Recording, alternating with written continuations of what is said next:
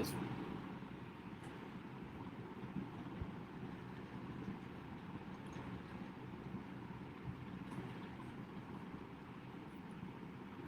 শুভ সকাল।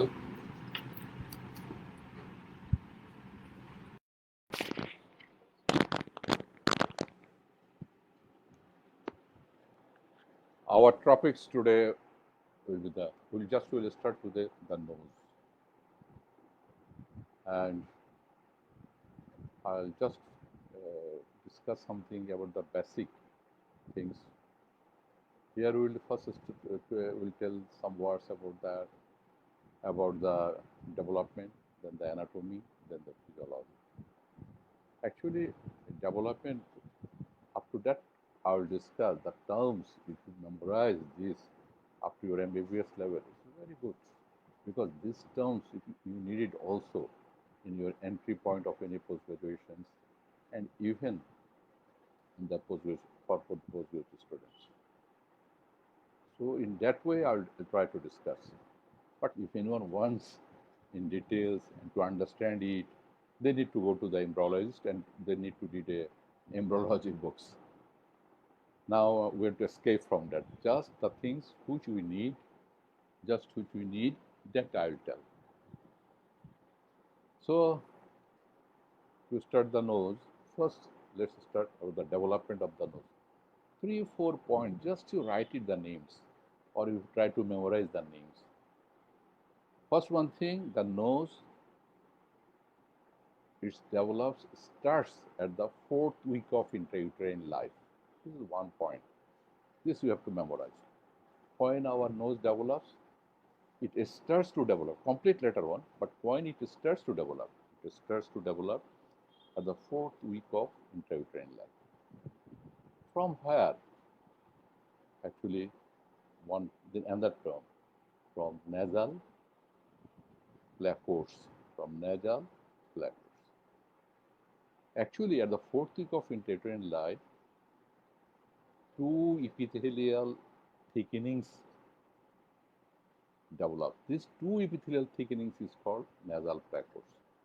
And from this nasal placours, and at this nasal placours, there is a depression. So, at the middle of when there is a depression, 2 projections goes, one medially, one laterally.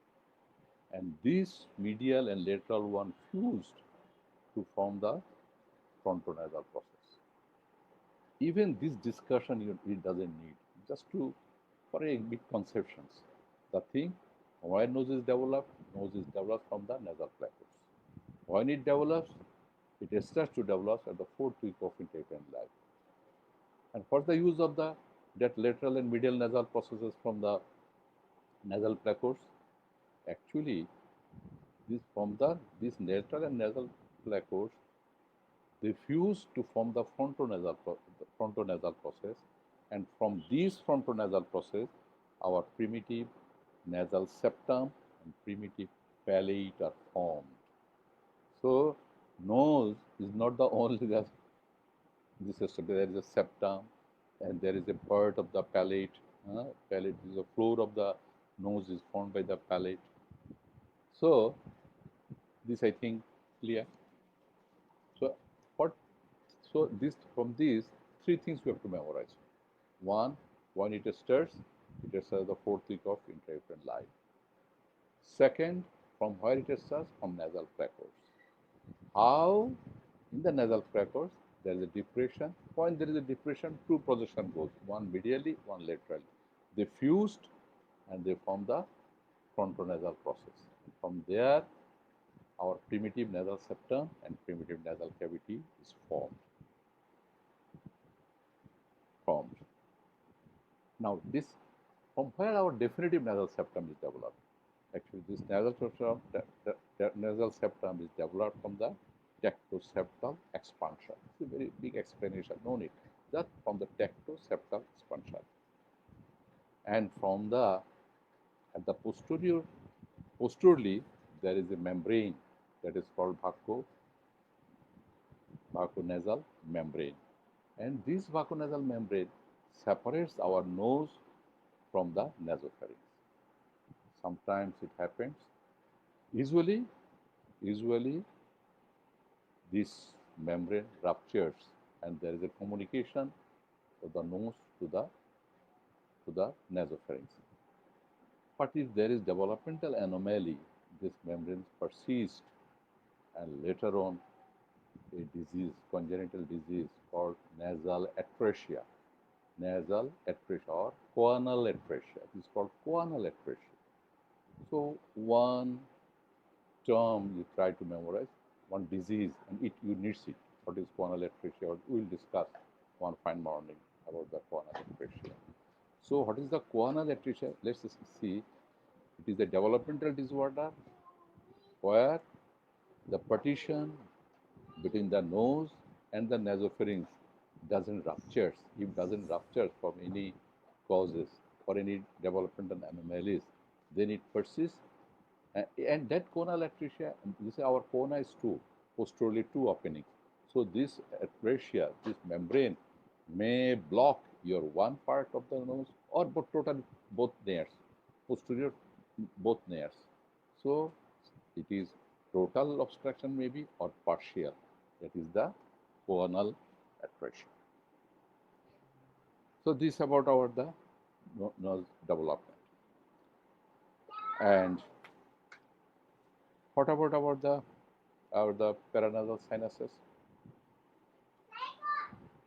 These paranasal sinuses develop from the nose. So before paranasal sinuses, nose is developed, and from the nose, paranasal sinuses are developed. How? From the nose, a mucosal outpouching is developed. When it develops? 4 same. That was the 4th week of intrauterine life, and this is the 4th month of the intrauterine life. So you can memorize it properly. Nose starts at the 4th week, and paranasal sinuses starts at the 4th month. But from where paranasal sinuses starts? From the nose. How? By the developing of a mucosal outpouching from the nose.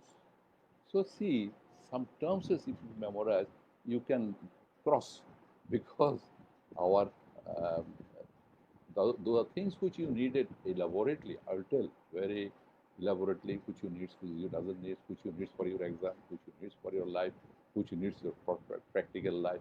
But these are terms which I am telling. If you can memorize it, it will be very nice. No need to read a very big embryology books and this now. But if anyone have interested, have to, because reading have no alternative. পড়ো যত বেশি পড়বে, the more you read, the more you learn, no doubt.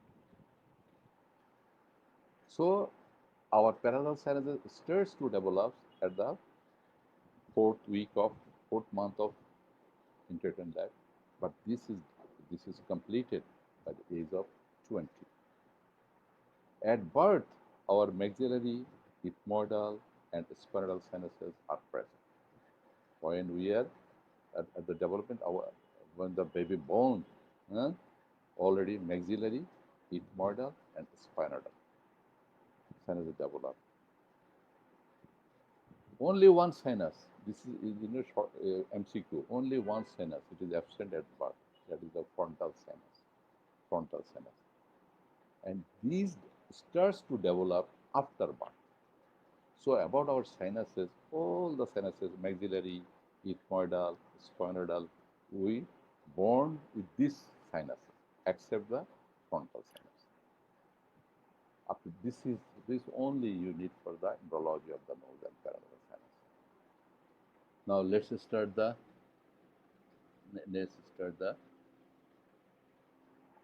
anatomy. Even anatomy will not go too extensive. Just about here some mucous membrane, some bones and some terminates are there. So just to know their names, where they are staying, what their function, how it deals, this much very shortly. But actually this is the gist. You have to know these things for your exams. And if you know these things, very good. I have totally, if you know, very good. If 50-50, yes, still good. But if less than that, no good. No good. So our nose,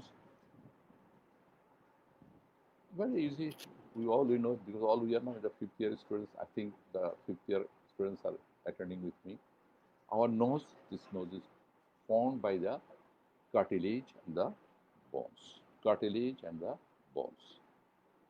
And see our this free angle, and it is called the apex, and the root is called the upper part of the dorsum. This is the dorsum. So this is the root. This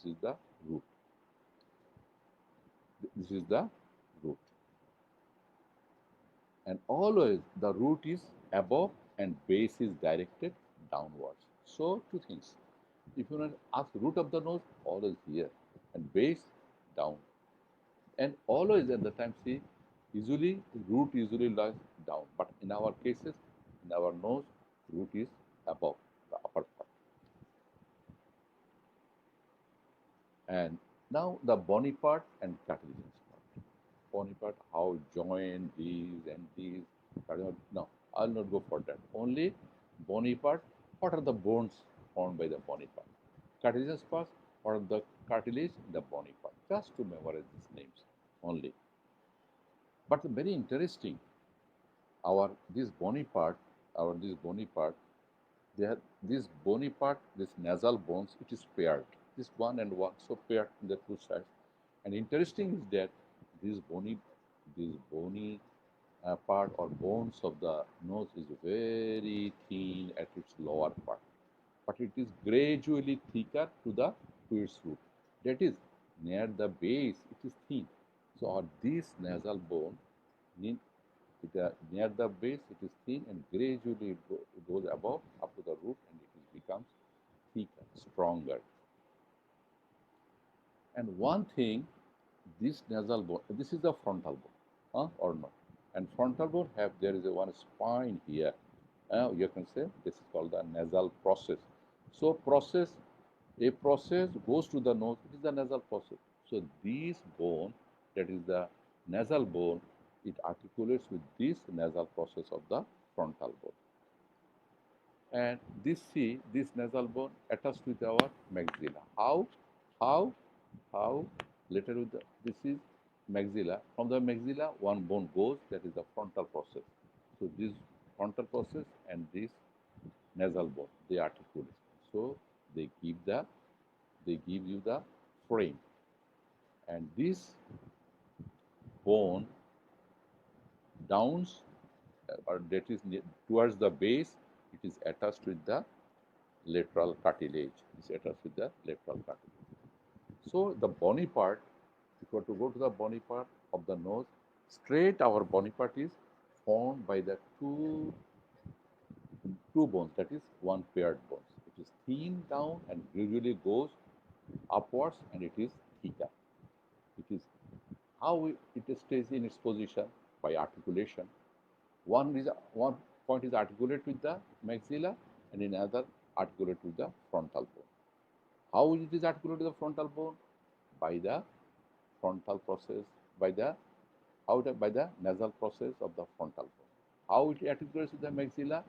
By the frontal process of the maxilla. And the base, near the down, it is articulates with the lateral cartilage.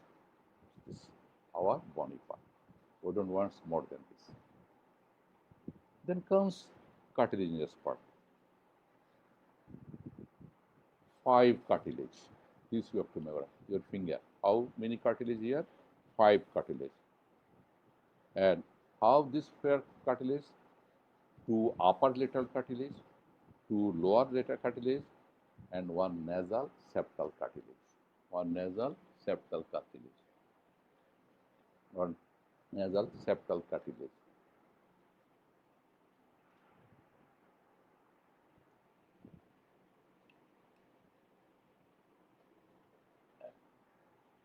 So 5 cartilage. Only you have to memorize. How many cartilage here? We have 5. 2 external, so I'll support the 2 upper lateral cartilage, and 2 lower cartilage, and 1 nasal septal cartilage. And the skin, see here, the skin in the lower region, it is very thick. Other part, our nose, the skin is thin, but here it is thick. And interesting, this thick portion have some sebaceous glands. Have some sebaceous glands. I don't like to go more than this. Now, very one applied anatomy, very important. All your life, try to memorize it. All your life. What is this? What is the dangerous area of the face? See, our in COVID season, we are wearing the face mask, and this face mask, the part which it obstructs, that is the dangerous area of the face. The face mask which it covers our face, this is the dangerous area of the face. And for COVID also, this is dangerous. This it may enter from here. So, dangerous area of the face, another name of the dangerous area of the face is called face mask. Face mask. What is this? What is this? Or what are the dangerous area of the face? Sometimes you may got the short note, dangerous area of the face. Some parts of the face is called dangerous area of the face. What are the dead parts? Just simple one. Upper lip, see, upper lip, nasal tip, and its surrounding area, This area is dangerous area of the face. Why it is dangerous area? It is dangerous area because any infections of this area,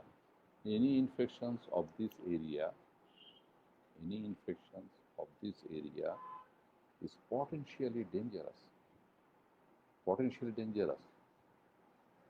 Very dangerous. And even if an infection is here, and if it is not properly diagnosed and not properly treated, you may go to the Azimpur. You may need to go to the Azimpur. So it is potentially dangerous area. Why? From this area, the infection can spread to the cavernous sinus. So, আমাদের জায়গা মতো চলে যেতে পারে. So it will go to the cavernous sinus. But how it travels and why? Actually, everywhere, in somewhere, our veins and they have the bulbs and these. So any infections, yes, infection from one place to another place goes when that protection cannot give the protection. Actually, some bulbs are in the veins, so the one way it can obstruct, or it can filtrate, or you can say you cannot allow the infections to go inside. But the vein drainage this area which are connected to the cavernous sinus have no bulb. What are that?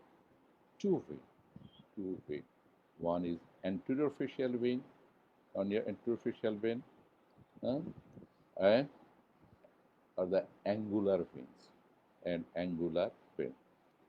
So these veins is anterior facial veins or angular veins. These veins have no height, and these veins, they drain this area. So any infections of this area can go directly to the cavernous sinus. In other sense, you can say thrombophlebitis of the facial vein and angular veins can spread to the cavernous sinus directly. How directly? Is it connected directly to the cavernous sinus? No. Directly? Yes, directly. Or through the pterygoid plexus. Another plexus is the pterygoid region. Pterygoid plexus. Pterygoid plexus. So I think I could make it clear to you. But again, as this is very important things, I can repeat another once. So danger area of the face, or you can say mask. This another name of this is face mask. It is what that area? It is the upper lip and the tip of the nose and the surrounding structures. What are the veins here? You can say facial vein, angular vein. Any infections here, that when thrombophlebitis develops, infections can grow from here directly to the cavernous sinus or via the or via the pterygoid. One thing, why? Because they have no bulb. They're directly communicated with this. So for that reason, this is called the dangerous area. So this about the nasal nose, external nose. Let's come to the internal nose. Internal nose means nasal cavity. Our nasal cavity is divided by two. All we know it from the at the age from the but how? By the septum. Yes, from the first year we know it by the second septum. And this nasal cavity very interesting. It has the roof, floor, medial wall, and lateral wall. This also you know, but sometimes I have the idea. I found that our students in the examination they are confusing. They cannot say how many walls in the nasal cavity. So how many? Roof, floor, lateral wall, medial wall. One. Second thing, what you have to memorize for inner nose or nasal cavity, how far it is long. It is 5 to 7 centimeter long along the floor. 5 to 7 centimeter along the floor. And one interesting thing, near the floor it is wide and near the roof it is narrow. Near the roof it is narrow. And how roof is formed? This roof is formed anteriorly some bones, in the middle some bones, posteriorly some bones. No need to memorize in this way. Just try to memorize the names of the bones. Number 1, nasal bones. Number 2, cribriform plate of the 𝗡moid. Number 3, under surface of the body of the sphenoid. These 3 bones forms the roof. These 3 bones forms the roof. These 3 bones forms the roof. What are the 3 bones?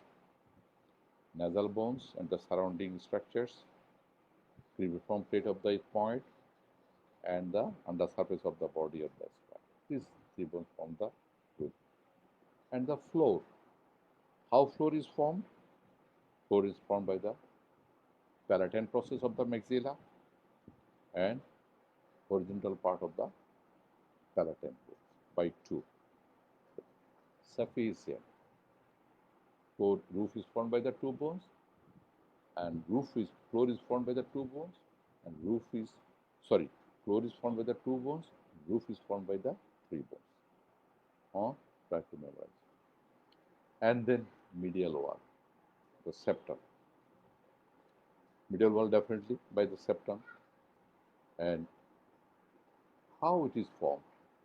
Like that. No need to memorize anteriorly like this, posteriorly like this. No, just to memorize the names. The big portion, maximum portion is anteriorly, and that is cartilaginous, and it is called quadrangular cartilage. Number 1 is the quadrangular cartilage. Number 2 is the perpendicular plate of the 𝗡moid. Number 3, vomer. Number 3 is the vomer. Number 4 is the maxillary crest and the palatine crest. Number 5 is the rostrum of sphenoid. But mainly it is formed by the quadrangular cartilage. Then among the bone, major portion is by the vomer. And then other maxillary crest, palatine crest, their role is very small, but they are the part of this. And how lateral wall is formed? This lateral wall is very important for various reasons, for applied anatomy, for the diseases, for others. This will go a bit extensive, not like more, a bit. How is this? This lateral wall a bit complex. Why? Because there is 3 scroll-like structures is there, that is called the turbinates. These are called the 3 structures are in the lateral wall of the nose, and it is called the turbinate. And under the turbinate there is some space. These are called the meatus. And this single one is meatus, and three are together called meaty. Now,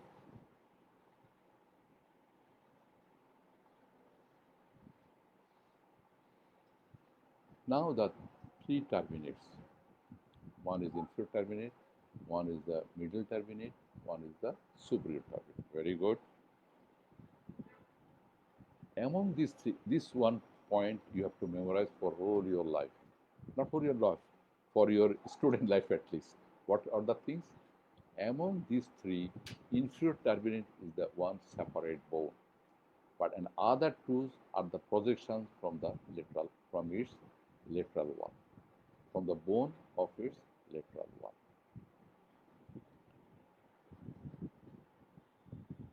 And this inferior turbinate, this is the largest, and interesting, it extends from the anterior to the posterior part of the nose, anterior to the posterior part of the nose. And the space below the inferior turbinate is called inferior meatus.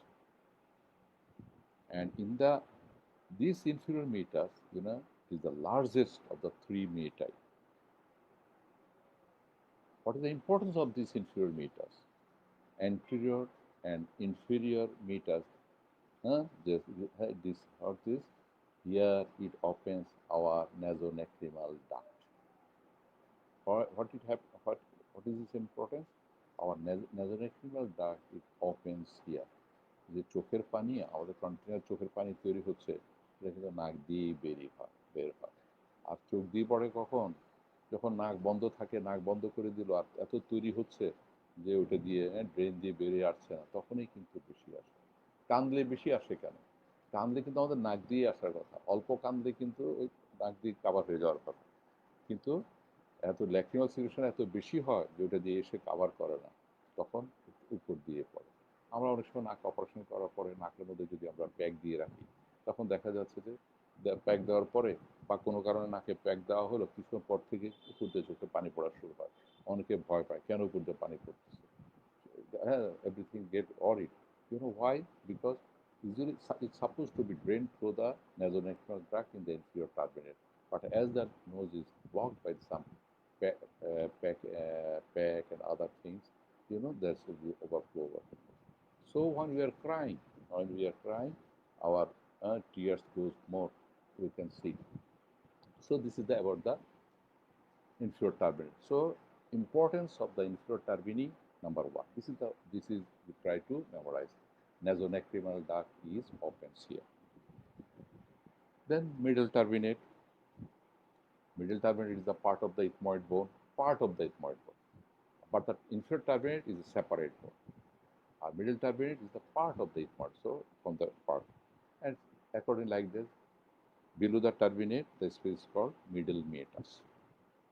And in the middle meatus, what will happen? In the middle meatus, what happens? Our maxillary sinus opens it opens here.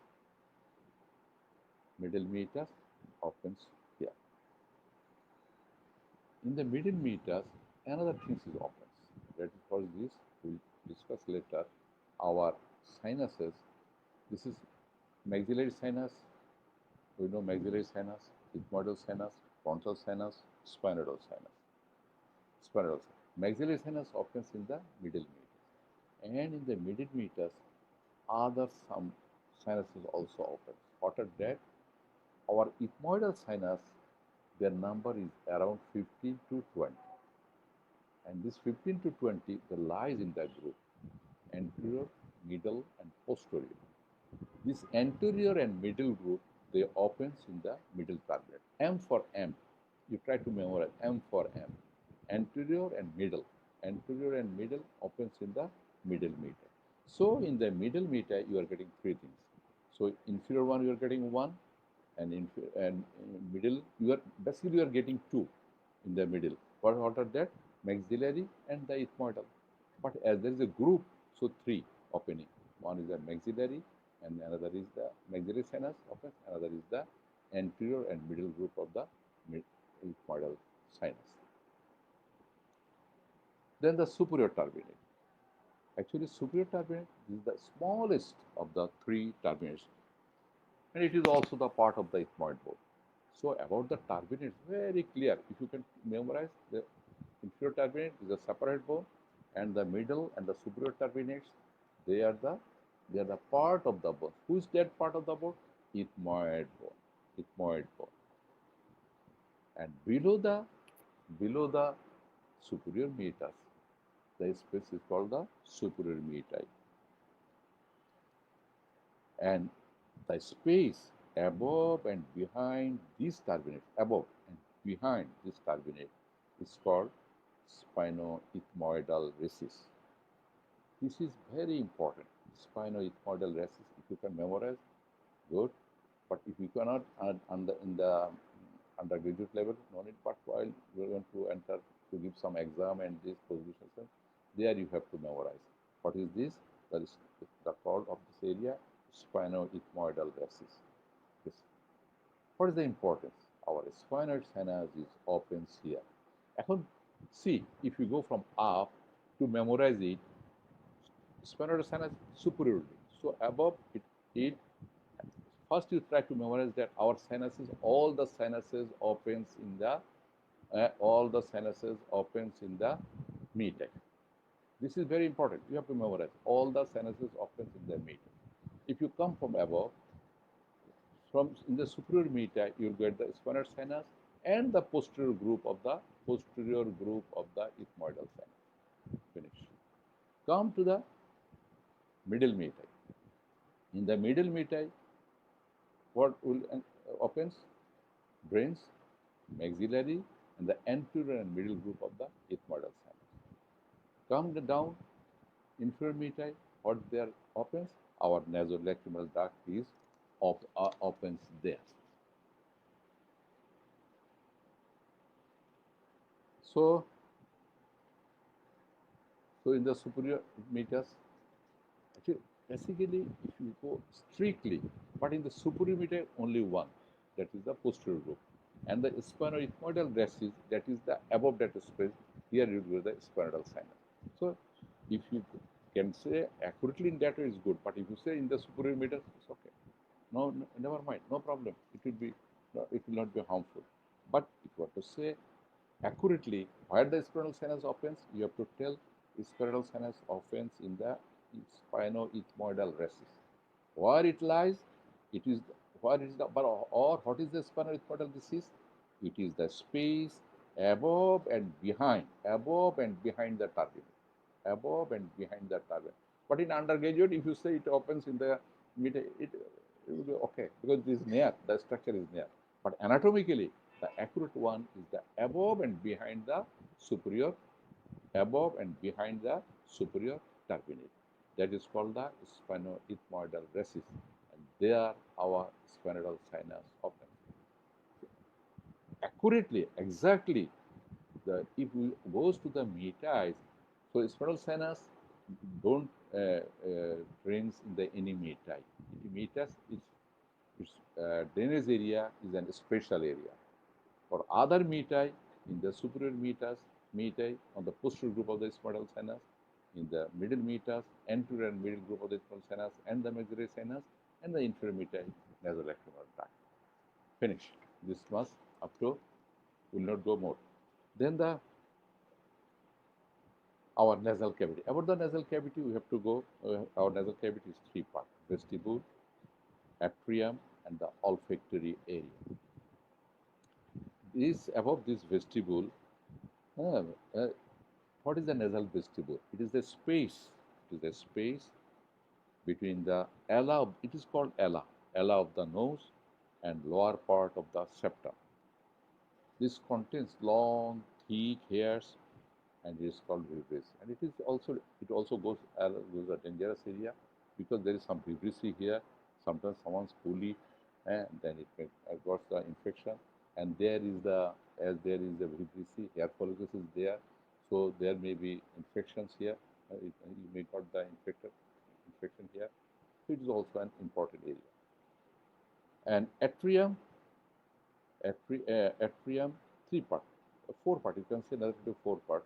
Number one, vestibule. Number two, atrium. Number three, olfactory area. Number four, respiratory area.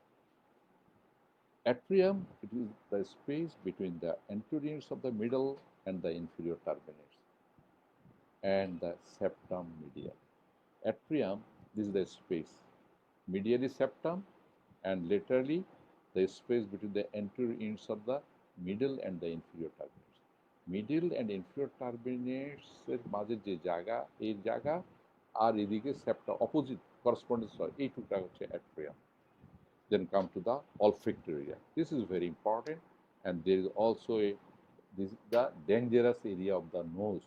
So in this area we have two dangerous areas. One is the dangerous area of the face, one is the dangerous area of the nose. This dangerous area of the nose first comes to the olfactory area. Olfactory area is situated upper part of the nasal cavity between the superior turbinate, between the two superior turbinate.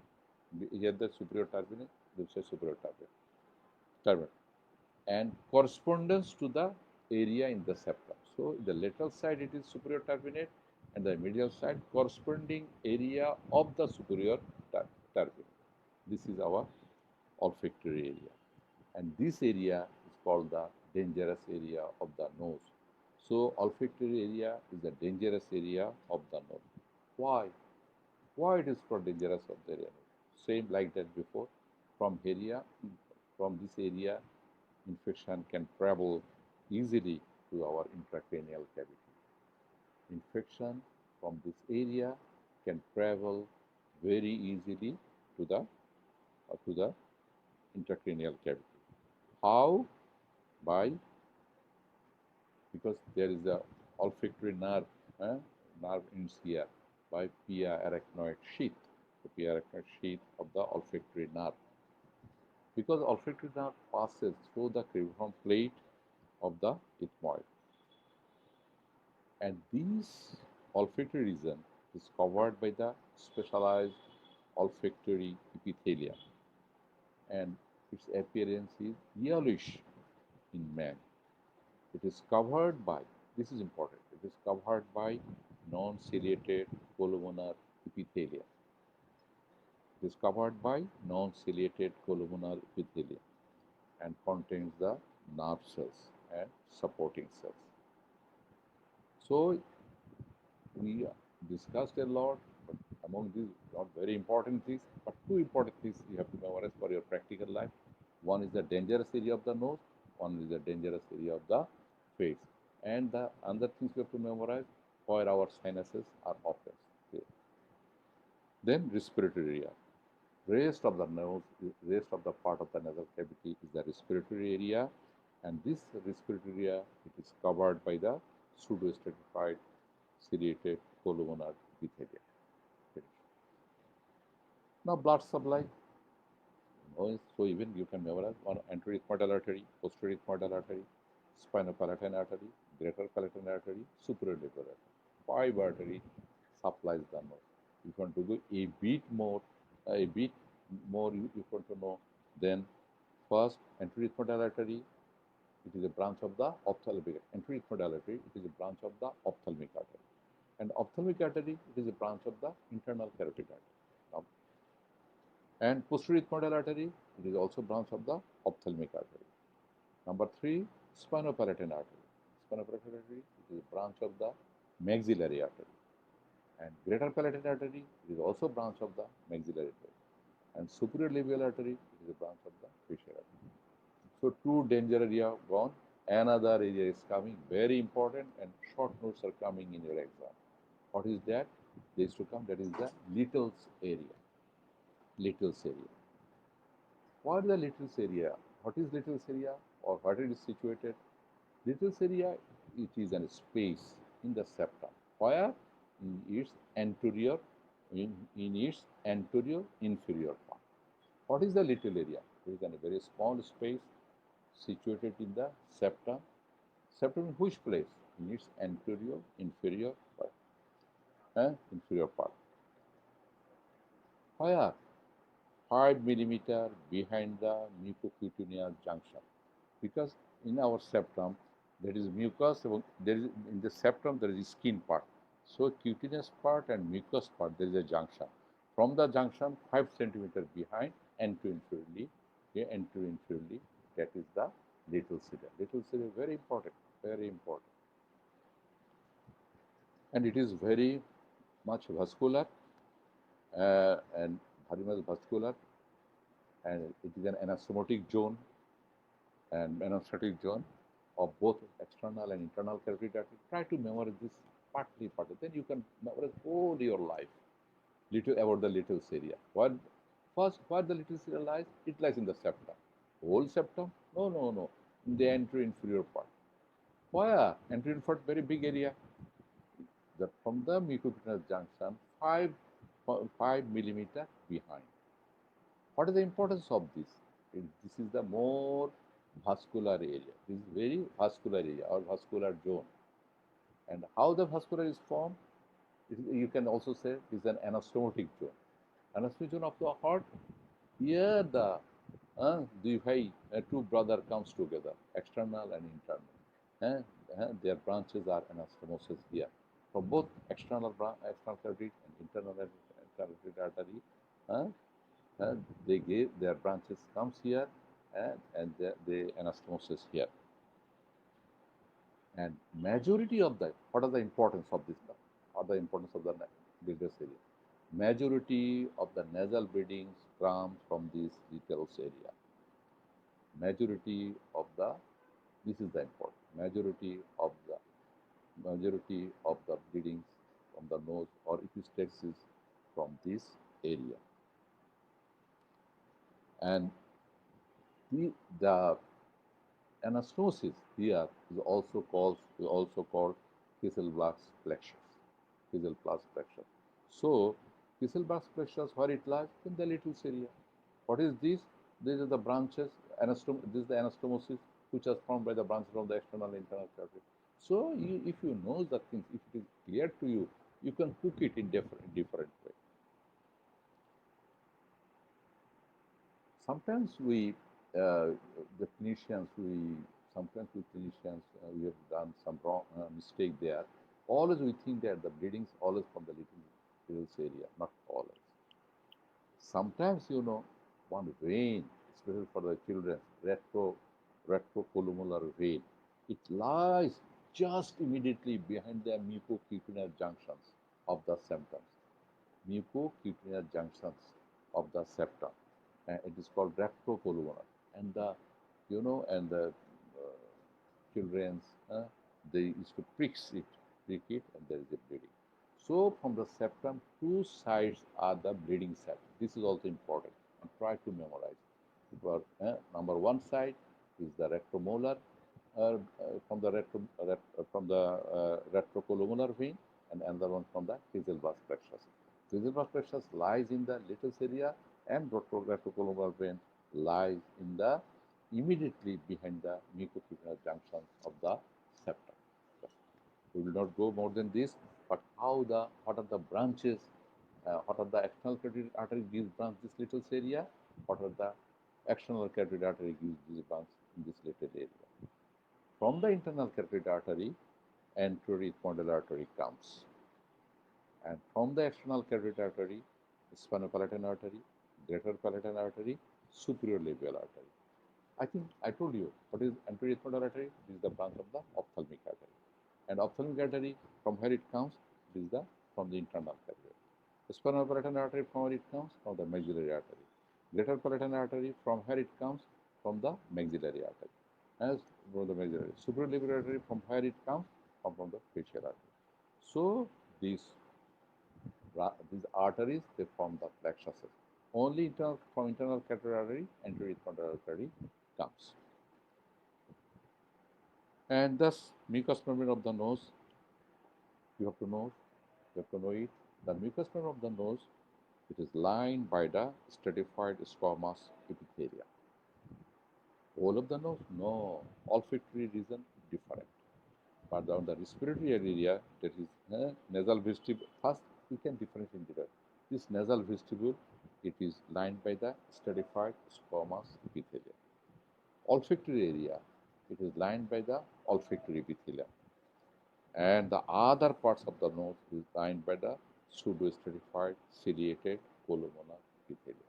So majority is the pseudostratified ciliated columnar epithelium. So in our nasal cavity, three types of epithelium, the mucous membrane, three types of epithelium we get. In the olfactory area, we are getting olfactory epithelium.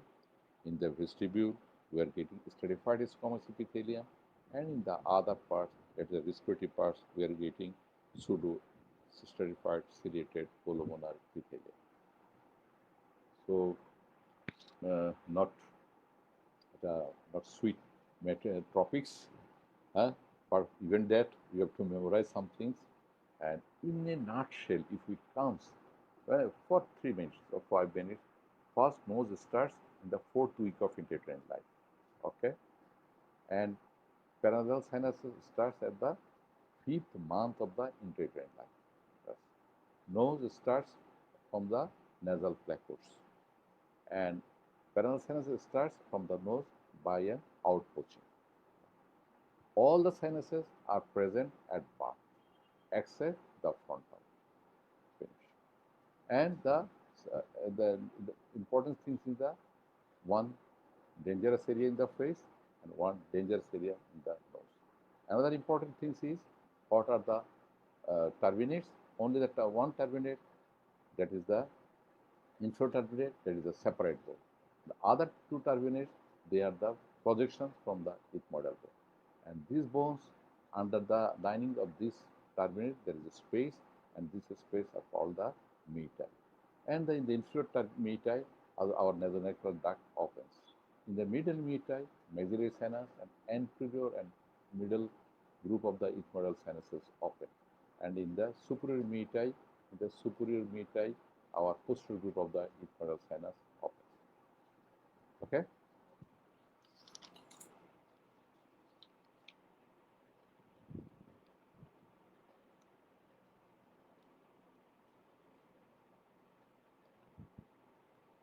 This we don't like to go more. Then comes to the paranasal sinuses. Oh, another danger area in the nose is the dangerous area. There is a nose. Which is the dangerous area of the nose? Is olfactory region. And this our little area also important, because majority of the bleedings from the nose comes from the little area. But always keep in mind, not only the little area bleedings come, also from a vein, small vein, retrocolumnar vein, which lies immediately behind the mucopurulent junctions of the septa. Then comes from the paranasal sinuses. We will not go in details. Just what is paranasal sinuses? Sometimes you may ask basic things. Paranasal sinuses, they are group of paranasal sinuses are a group of air-containing spaces. They are air-containing spaces present in the skull, surrounding the nose. Surrounding the nose. Noses surrounding it are air-containing space. And the interesting thing is all sinuses, they opens into the nasal cavity. And another important thing you have to memorize, they are lined by pseudo-stratified ciliated columnar epithelium.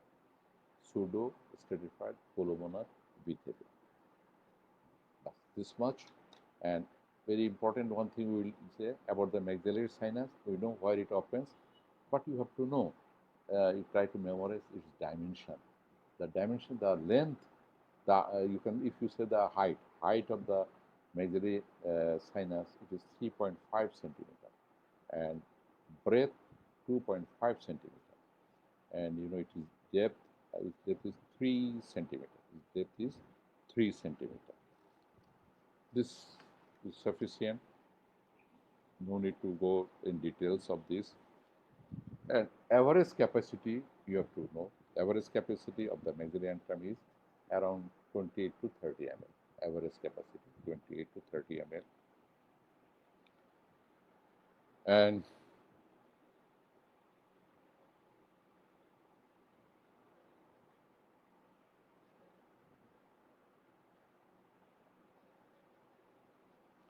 And this then the maxillary sinus, then the and you know why the maxillary sinus opens. Maxillary sinus is opens in the in, in the middle meatus. Then comes to the frontal sinus. This frontal sinus, now we told that it is not developed, we will not get it at our birth. It gradually we find it after our birth. And this is lies in the frontal bone in between the two inner and outer tables, in between the two and inner and outer tables. Usually it lies above the root of the nose. The root of the nose, and there are usually two frontal sinuses, and separated by one septum in the midline. And the size of the frontal sinus is variable. The size of the frontal sinus is variable. In some persons, it's very big. In others, it's small. Sometimes rudimentary, and sometimes it is absent. Oh, one thing I didn't tell before. This frontal sinus also opens in the inferior, in the middle meatus. So in the middle meatus, we are getting three things.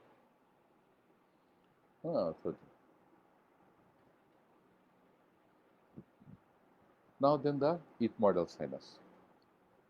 Ethmoidal sinus, they are around 15 to 20 ethmoidal sinus. Ethmoidal sinuses, the ethmoidal bone, there is air space and they are called ethmoidal air cells, or you can say ethmoidal sinuses. Their number is 15 to 20. One thing you can memorize, in our tonsil, there is a crypts, and this number and this number you memorize it. How many crypts in the tonsil? 15 to 20. How many sinus in the ethmoidal region, ethmoidal bone, or ethmoidal sinus? How many number? 15 to 20. So you will not forget it. I think 15 to 20. And this ethmoidal cells, they are like the three groups: anterior, middle, and the posterior. And about the spinal sinuses,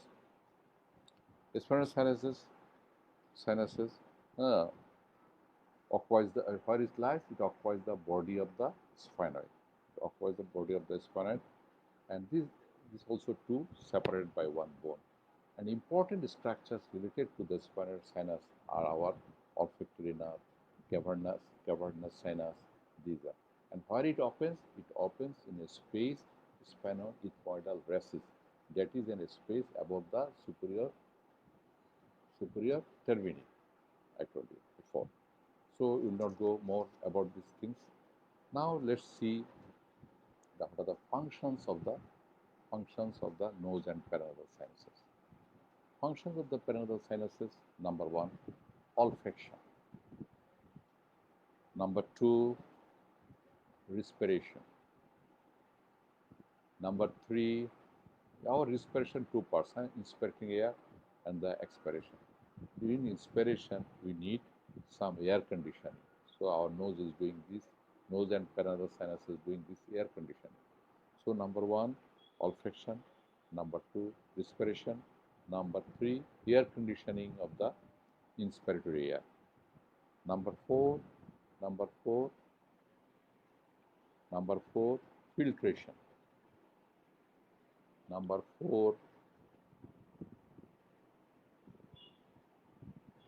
4, filtration. Number 5, vocal resonance, because it helps in our voice. Vocal resonance. Number 6, there is some protective reflexes. Number 7, nose drains axis. Number 8, our nasogastric and other reflex functions, it also does it. So these are the functions. So about this, even filtration, this we needed to go in details. Only the nose, these functions we need. These are the functions of the nose and paranasal sinuses. We'll tell separately. So these are the functions of the nose. Now functions of the paranasal sinuses. Number 1, air conditioning of the respiratory air. Number two, helps in resonance of voice. Helps in resonance of voice. Number three, lightening the weight of the skull. বাতাস থাকার জন্য আমাদের স্কালটা হালকা হবে, ভারী হয়, হালকা থাকে, ভারী থাকে না। Number four, sinus, what it do, protects of orbit and other important structures.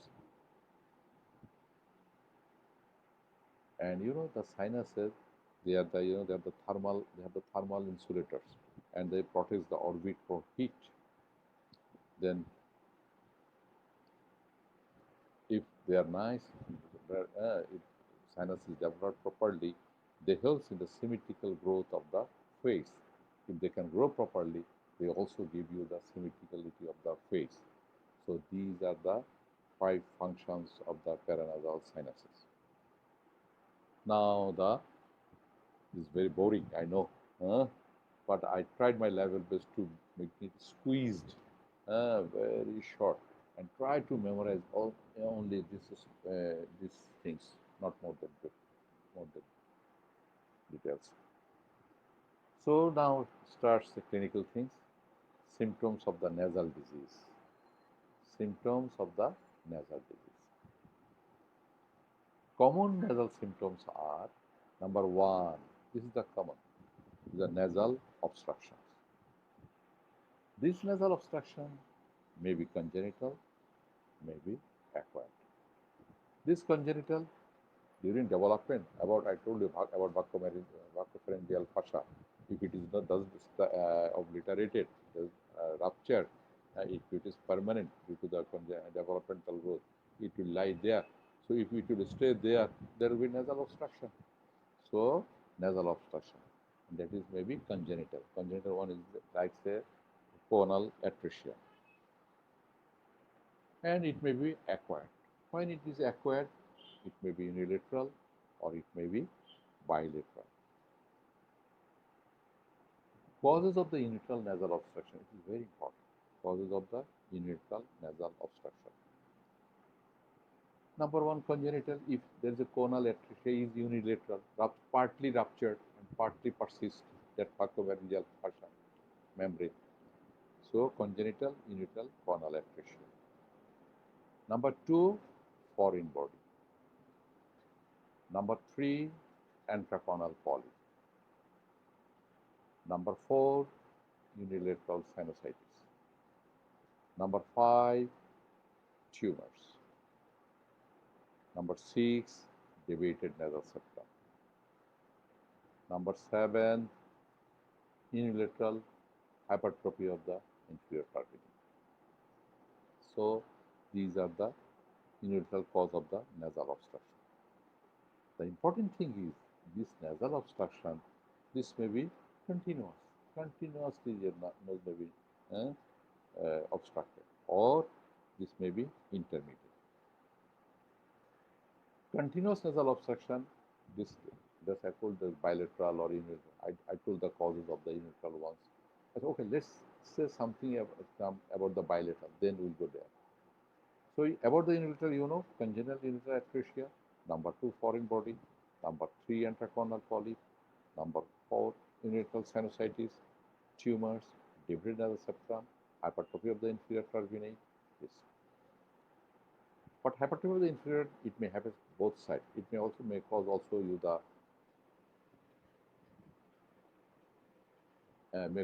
the bilateral nasal obstruction. And bilateral nasal obstruction, where you can get it?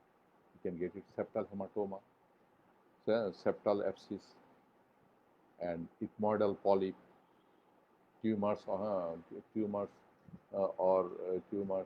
both occupying both nasal cavity, angiofibroma for a child's adenoids, nasopharyngeal mass, and nasopharyngeal growth.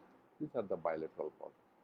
But now this obstruction, nasal obstruction, this nasal obstruction, it may be continuous or intermediate. Continuous, when it is continuous, when this the factors which I told you, at that time it is continuous. But intermittent, when it is intermittent can occur in the nasal allergy. Nasal allergy. In the nasal allergy, I told you at that day, but I think that day I didn't tell one thing, why there is a nasal obstruction happens due to the, yes, due to the edema, due to the swelling, due to the bogginess, due to the polypoidal formation, yes. But the starting point, why? Starting point, it is due to the engorgement of the nasal mucosa. Engorgement of the nasal mucosa. In the exam, you used to ask a very common question. Tell the common causes of the nasal obstruction in the children. Tell the common causes in the nasal obstruction in children. Number one, just number one, foreign body. Number two, common cold. Number three, adenoids. Number four, rhinitis. Number five, nasal allergy. Number six, angiofibroma. Number seven, corneal abrasion. Even tumors, nasal neoplasms. So these are the common cause of nasal obstruction in children. So what are the common cause of the nasal obstruction in the children? Nasal obstruction in the children. If you say number one, go up like this way, adenoids, like you go in that way, adenoids. Then nasal allergy, allergic rhinitis, rhinitis, allergic rhinitis. Then go to the foreign body, common cold, neoplasms, corneal atresia. This is. So about the symptoms, this is the nasal obstruction. So number one is the nasal obstruction. First write what are the nasal symptoms. First, nasal obstruction. Number two, nasal discharge. Number three, epistaxis. Number four, disturbance of the smell. Number five, sneezing. 6, headache and facial pain. 7, snoring. 8, postnasal drip. These are the 8 common symptoms of the nasal disease. আমরা একটু এটা এভাবে পড়লে বেশি ভালো হয়, I think. So first, what are the nasal symptoms? What are the nasal symptoms? Number one symptom is the nasal obstruction. Number two is the nasal discharge or rhinorrhea. Number three, epistaxis. Number four, disturbance of the smell. Number five, sneezing. Number six, headache. Number seven, snoring. Number eight, postnasal drip. Now about the nasal obstruction I discussed. Let's say something about the nasal discharge. Every discharge has some quality, some character, some quality or some character. Nasal discharge, this may be unilateral or bilateral. This may be scanty or profuse. অল্প হতে পারে অথবা বেশি হতে পারে. This may be watery, পানির মতো, watery or mucopurulent. পাসের মতো হতে পারে, পাসের মতো হতে পারে. I told you this may be unilateral or bilateral. In the exam, in the 5th year exam, you also asked by one question, what are the causes of the unilateral discharge of the nose? Unilateral. Number one, this is a very important, foreign body. আমাদের doctor সাহেবদের কাছে এরকম গেলে দিচ্ছে, খালি antibiotic দিচ্ছে, নাকে drop দিচ্ছে হবে না. হ্যাঁ, তোমার মাথায় যদি কোনো বাচ্চা নাক দিয়ে রক্ত পড়তেছে, একটা নাক দিয়ে পানি পড়ে, পুঁজ পড়ে, রক্ত পড়ে, আরও ডায়াগনস্টিক, গন্ধ হয়, গন্ধ লাগে. হ্যাঁ, until proved otherwise, it is foreign body. Until proved otherwise, it is foreign body. এক নাক, সর্দি পড়লে দুই নাক দিয়েই পড়বে, ওই অ্যান্টিহিস্টামিন অ্যান্টিবায়োটিক দিয়ে কোনো কাজ হবে না. নাকের এমন একটা সিস্টেম, যদি পড়তেই হয় সর্দি লেগে, কোনো ইনফেকশন হয়ে, যদি both the nostrils, not in the one. Only one happens in the foreign body. So number one, foreign body. Number two, rhinolith. Rhinolith and foreign body difference. Foreign body, long, rhinolith, about rhinolith, I will say 2-3 words in one next day. Rhinolith, it is It is the one variant of the foreign body. The foreign body, some nidus is there, and then some secretions and other things comes from our body and makes a mass inside and lasts long time. So rhinolith, and then the unilateral conal atresia, antraconal polyp, and the tumor in one side. So these are the unilateral cause of the unilateral discharge. Among these, number one is the foreign body. Why there is nasal secretion? If anyone asks you why there is nasal secretion, simple. These secretions are due to the secretion by the mucous glands. And when these glands are stimulated, they give more secretions. When they are stimulated, yesterday I told you, or allergy, and when these foreign bodies are there. And this nasal discharge is called rhinorrhea. If anyone asks you what is rhinorrhea, discharge from the nose is called the rhinorrhea. Epistaxis, bleeding through the nose. এখন কারো যদি উপর থেকে রক্ত পড়ে, এটা bleeding হবে, এটা epistaxis হবে, এটা bleeding from the nose. And bleeding from inside the nose, ভিতর থেকে যদি হয় তাহলে সেটা হবে epistaxis. About the epistaxis we will take one class, because epistaxis is very important. আমাদের ইমার্জেন্সি প্রয়োজন হয়, আমাদের ঘরে প্রয়োজন হয়, চিকিৎসা করতে প্রয়োজন হয়, বাসায় প্রয়োজন হয়. We need it in our house, we need it in our everyday space. So we will give you a class for this. Just epistaxis, bleeding through the nose, not from the nose. If from means anywhere, and through means inside. If that comes through the nose, inside the nose, it is epistaxis. Then another symptom is the disturbance of the smell. And disturbance of the smell, that is a variety of causes. Disturbance of the smell. And what are the disturbance? আমরা গ্রান কম পেতে পারি, একদম না পেতে পারি. We may get less sense, less smell. Totally we cannot get the smell. We cannot get the bad smell, like this. So, but what are the causes of the disturbance of the smell? What are the causes of the disturbance of the smell? Actually, when there is a nasal obstruction, air cannot enter.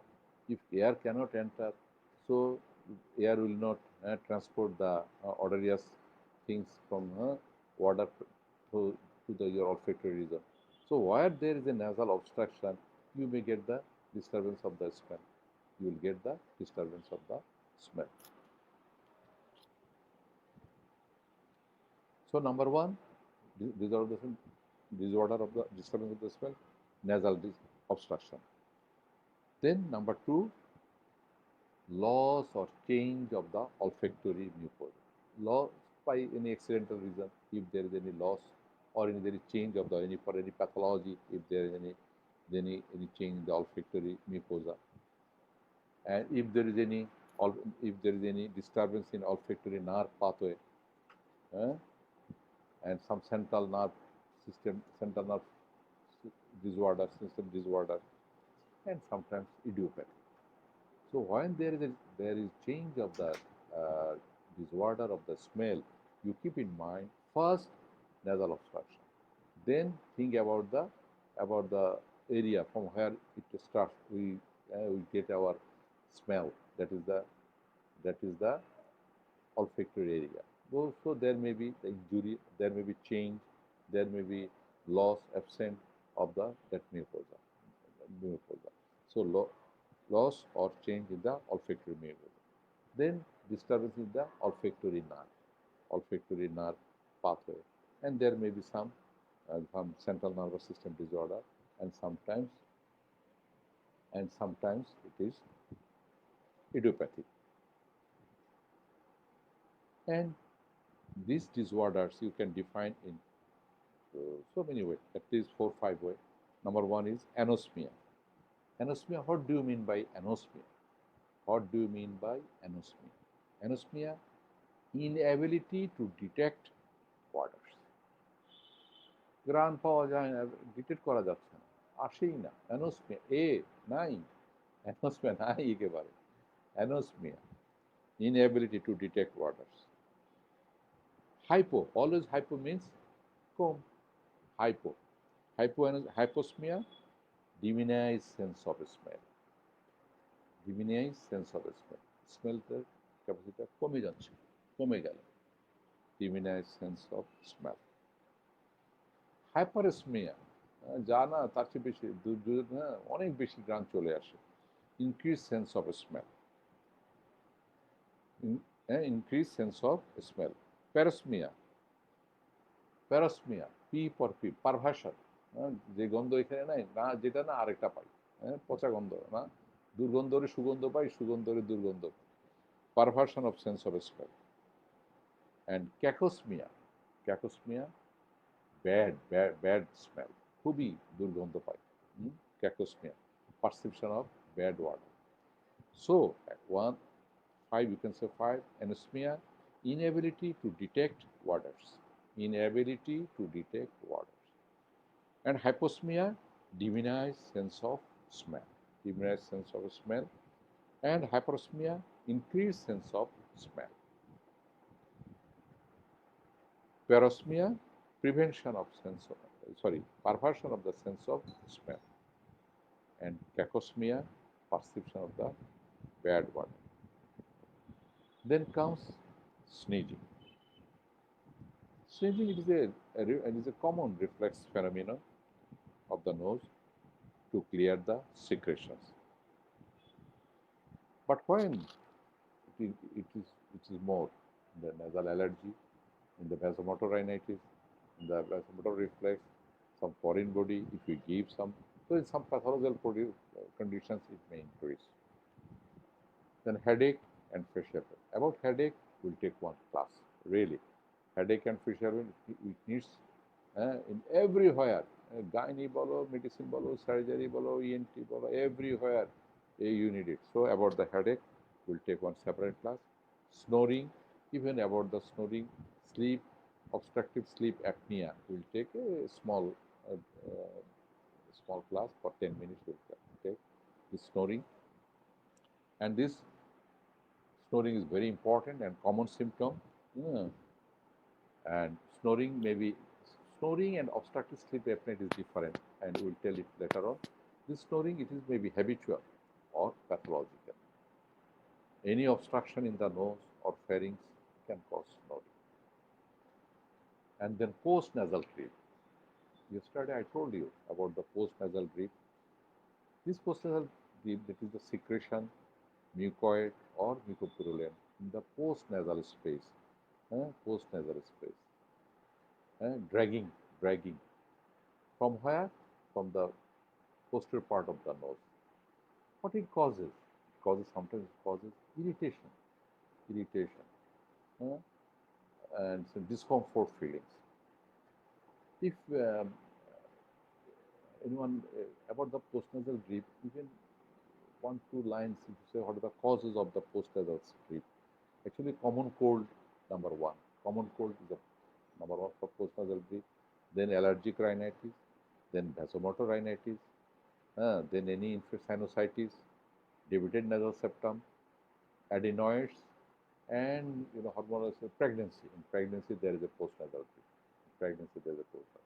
So among the postnasal drip, common cause is in the nose, and extra only in the pregnancy. And then another symptom is the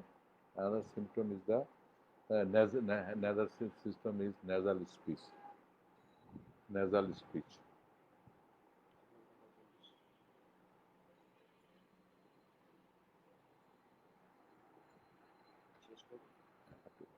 Acha. And then nasal speech. Nasal speech is it may be rhinolalia, closa or rhinorrhea apertia. These two terms for postgraduate students is rhinorrhea closa and rhinorrhea apertia. Any disease, any disease in the nose, in the nasopharynx and palate can cause nasal speech. Any disease in the nose, any disease in the nasopharynx, any disease in the nasal space. And last symptom is external nasal deformity. External nasal deformity, you know, what are that? Deviation of the external nasal pyramid, depression of the nose, nasal hem, swelling, these are. So these 10 are the common symptoms of the nose. Nasal disease or nasal disease. Nasal disease, the important, according to the importance, number 1 is the nasal obstruction, number 2 is the rhinorrhea or nasal discharge, number 3 is the epistaxis, according to the importance. Number 4 is the disturbance of the smell, number 5 is the sneezing, number 6 is the headache, number 7 is the snoring, number 8 is the postnasal breath, nasal speech, and external nasal deformity. So খুব একটা ভালো class না আমাদের এটা, কারণ মজা নাই, হ্যাঁ, if you are not going to the clinical sites, very different. Even next class will go something about the examination of the nose and sinuses, and then we'll go for some investigation of the nose, then we'll enter to the diseases. In the enter of the diseases, we'll discuss congenital anomalies and the acquired. In that way we will go. So our next class will be Friday at 10, or if you like 10:30. Okay, we'll start 10. If you if you want to change, give me a message that you want to take 10:30. But I'll be ready at 10. 10 is the better for Friday. So thank you very much, and thank you for listening my this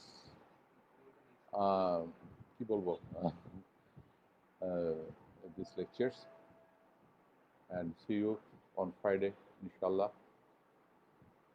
Goodbye.